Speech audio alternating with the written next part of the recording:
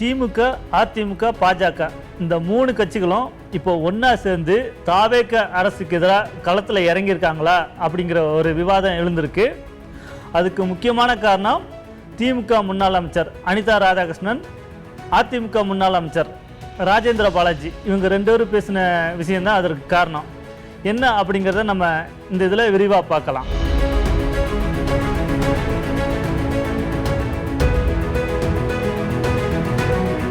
தேர்தல் முடிவு வந்த உடனே திமுகவும் அதிமுகவும் ஒன்றா சேர்ந்து ஆட்சி அமைக்கிறதுக்கு ட்ரை பண்ணாங்க அப்படிங்கிற ஒரு பேச்சு வந்துச்சு. இது ரொம்ப பரபரப்பாக பேசப்பட்டுச்சு. அதற்கு திமுக தரப்பில் மறுப்பு தெரிவிக்கப்பட்டது. ஆனால் திமுக கூட்டணியில் இருந்த விசிக, கம்யூனிஸ்ட், ஐயுஎம்எல் ஆகிய கட்சி நிர்வாகிகள் அதை பொது வழியிலேயே உண்மையை பேசி அதை வெளிப்படுத்தினாங்க. அப்போ அதற்கப்புறம் ஒரு பேச்சு வந்துச்சு. அது என்னென்னா, திமுகவும் அதிமுகவும் கூட்டணி சேர்ந்தால் என்ன தப்பு அப்படிங்கிற அடுத்த ஒரு கருத்து உருவாக்கம், கருத்து விவாதம் அந்த மாதிரி லெவலில் அது போயிடுச்சு. அதே நேரத்தில் திமுக தலைவர் ஸ்டாலின் இந்த ஆட்சி விரைவில் முடிவடைஞ்சிரும், எப்போனாலும் ஆட்சி கவிழும் அப்படின்னு சொல்லி பேசிட்டு வந்தாங்க. அதுக்கு திமுக கூட்டணியில் இருந்த கட்சிகள்லாம் எதிர்ப்பு தெரிவித்தாங்க. மக்கள் முடிவுக்கு எதிராக நம்ம எதுவும் செய்யக்கூடாது, மக்கள் முடிவை நம்ம மதிக்கணும் அப்படின்னு சொல்லி பேசிக்கிட்டு இருந்தாங்க, கண்டனம் தெரிவித்தாங்க. இது ஒரு வகையில் போயிட்டு இருந்துச்சு. இப்போ புதுசாக ஒரு விவாதம் எழுந்திருக்கு. என்னென்னா, திமுக, அதிமுக, பாஜக 3 கட்சிகளும் ஒன்றா சேர்ந்து தாவேக அரசுக்கு எதிராக தீவிரமாக செயல்படணும் அப்படிங்கிற ஒரு ஒற்றை புள்ளியில் அவங்க களத்தில் இறங்கியிருக்காங்களா அப்படிங்கிறது தான் இப்போ விவாதமாக இருக்குது. ஏன்னா திமுக முன்னாள் அமைச்சர் அனிதா ராதாகிருஷ்ணன் இப்போ அவர் ரொம்ப ஒரு முக்கியமான இடத்துல இருக்கார். திமுகவில் கிட்டத்தட்ட 2ஆம் கட்ட தலைவர் அப்படிங்கிற ஒரு நிலையில் அவர் முன்வைக்கிற கருத்துக்கள் விவாதமாகிட்டு இருக்கு. அவருடைய செயல்பாடுகளும் ரொம்ப பேசப்படுது. இப்போ புதுசாக ஒரு விஷயத்தை பேசியிருக்காரு. என்னென்னா, அவர் திமுக தலைவர் மு.க. ஸ்டாலின் 6 மாதத்தில் முதலமைச்சர் ஆவார் அப்படின்னு சொல்லி பேசியிருக்கிறாரு. இப்போ அதோட அது வழக்கமாக அப்பப்போ பேசப்பட்டு வருகிற ஒரு தகவலாக இருந்தாலும், ஒரு கருத்துக்களாக இருந்தாலும், ஒரு பேச்சாக இருந்தாலும், கூடுதலாக ஒரு விஷயத்தையும் சொல்லியிருக்கிறாரு. திமுக எம்பி திருச்சி சிவா போன்றவர் டெல்லியில் அமைச்சர்களாக ஆவாங்க அப்படிங்கிற ஒரு கருத்தும் பேசியிருக்காரு. அதுதான் ரொம்ப முக்கியமாக பார்க்கப்படுகிறது. இப்போ இருக்கிற சூழலில் திமுக எம்பி மத்திய அமைச்சர் ஆகணும்னா அது பாஜக கூட சேர்ந்தால் மட்டும்தான் சாத்தியம், பாஜக நினச்சா மட்டும்தான் அது சாத்தியம். அப்படின்னா திமுகவும் பாஜகவும் இணைந்து செயல்பட முடிவெடுத்திருக்காங்களா அப்படிங்கிற ஒரு விஷயம்தான் அதில் ரொம்ப பார்க்கப்படுகிறது. அதே நேரத்தில் அதிமுக முன்னாள் அமைச்சர் ராஜேந்திர பாலாஜி ஒரு முக்கியமான விஷயத்தை இதே நேரத்தில் சொல்லியிருக்காரு. என்ன சொல்லியிருக்காரு? திமுக தலைவர் மு.க. ஸ்டாலினுக்கு எந்த நேரத்தில்னாலும் கோவம் வரலாம், அப்படி கோவம் வந்தால் தாவேக ஆட்சி முடிஞ்சிடும் அப்படின்னு இருக்காரு. அதுவும் இல்லாமல் மு.க. ஸ்டாலினுக்கு கோபம் வரணும் அப்படின்னு சொல்லியிருக்காரு. இப்போ ஒரே நேரத்தில் இவங்க 2 பேரும் சொல்லியிருக்காங்க.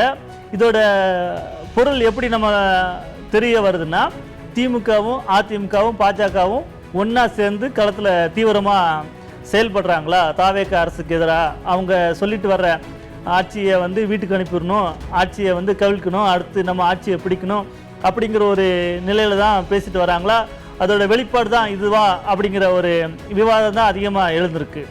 ஏன்னா இப்போ திமுக அதிமுகவோட முக்கியமான இந்த நிர்வாகிகளோட பேச்சை நம்ம சாதாரணமாக கடந்து போக முடியாது. அதாவது தொண்டர்களை உற்சாகப்படுத்துறதுக்காக பேசுகிறாங்க, இல்லாட்டி ஒரு ஆதங்கத்தில் பேசுகிறாங்க அப்படின்னு மட்டும் நம்ம அதை கடந்து போக முடியாது. ஏன்னா இவங்க 2 பேரும் ஒரு முக்கியமான நிர்வாகிகள். இந்த மாதிரி பேசும்போது அப்போ அதை வெளிப்படுத்துகிறாங்களா, அங்கே கட்சி சார்பாக எடுக்கப்படுகிற முயற்சிகளை இவங்க பொது வழியில் வெளிப்படுத்துகிறாங்களா அப்படிங்கிற ஒரு கேள்வி தான் வந்திருக்கு. இதே நேரத்தில் அமமுக பொதுச் செயலாளர் டிடிவி தினகரனும் ஒரு கருத்தை இப்போ சமீபத்தில் சொன்னார்.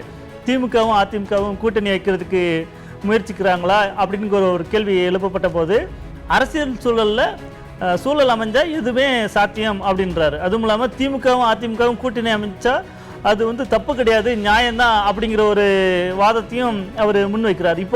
இப்போ அதிமுக கூட்டணியில் இருக்கிற அவர் சொல்கிறதையும் நம்ம சாதாரணமாக புறந்தள்ள முடியாது. அப்போது வேறு ஏதாவது வேலை நடக்குதா, ஒரு முயற்சிகள் நடக்குதா அப்படிங்கிற ஒரு விவாதம் தான் அங்கே எழுந்திருக்கு. அதே நேரத்தில் திமுக, அதிமுக, அப்புறம் அமமுக எல்லாருமே குதிரைப்பேர குற்றச்சாட்டு, தாவேக அரசு மேலே குதிரைப்பேர குற்றச்சாட்டை சொல்லி கவர்னர்கிட்ட புகார் தெரிவிச்சிருக்காங்க. நேர்லேயே போய் புகார் தெரிவிச்சிருக்காங்க. திமுக வந்து கூடுதலாகவே கொஞ்சம் அதிகமாகவே புகார் சொல்லியிருக்காங்க. ஏன்னா இன்றைக்கும் போய் ஒரு புகார் கடிதத்தை வந்து கொடுத்துருக்காங்க.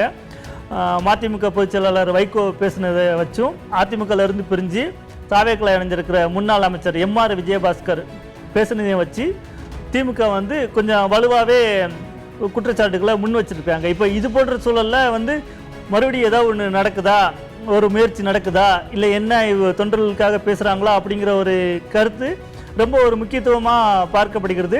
அதே நேரத்தில் தாவேக தரப்புலையும் அமைச்சர் நிர்மல்குமார் வந்து சொல்லிக்கிட்டு இருக்காரு என்னென்னா, இப்போ வரைக்கும் திமுகவும் அதிமுகவும் இந்த மாதிரி கூட்டணி வச்சு தாவேக அரசுக்கு எதிராக செயல்படுறதுக்கு முயற்சி பண்ணுறாங்க அப்படிங்கிற ஒரு விஷயத்தையும் சொல்கிறாரு. அப்போ இது எல்லாமே வந்து என்னென்னா ஏதோ ஒன்று நடக்குது அப்படிங்கிற ஒரு விஷயத்தில் தான் வந்து நிற்குது. அது வந்து எந்த அளவுக்கு சாத்தியப்படும் இது போன்ற விஷயங்கள்லாம் பார்க்கும்போது டெய்லி ஏதாவது ஒரு அரசியல் பரபரப்பான ஒரு சூழல் உருவாகிக்கிட்டே இருக்குது, ஒரு பரபரப்பாகவே இருந்துக்கிட்டே இருக்குது அப்படிங்கிற ஒரு சூழல் தான் இதில் வந்து நல்லாவே தெரியுது. ஒருவேளை அந்த மாதிரி திமுக அதிமுக பாஜக கூட்டணி அப்படிங்கிறது வெளிப்படையாகவே இன்னும் ரொம்ப தெரிய ஆரம்பிச்சதுன்னா தமிழக அரசியலுக்கெல்லாம் வேறு மாதிரி மாற்றம் எடுக்கும். இந்த மாதிரி சூழலில் விசிக தலைவர் தொல் திருமாவளவன் ஒரு முக்கியமான கருத்தை முன் வச்சிருக்கிறாரு.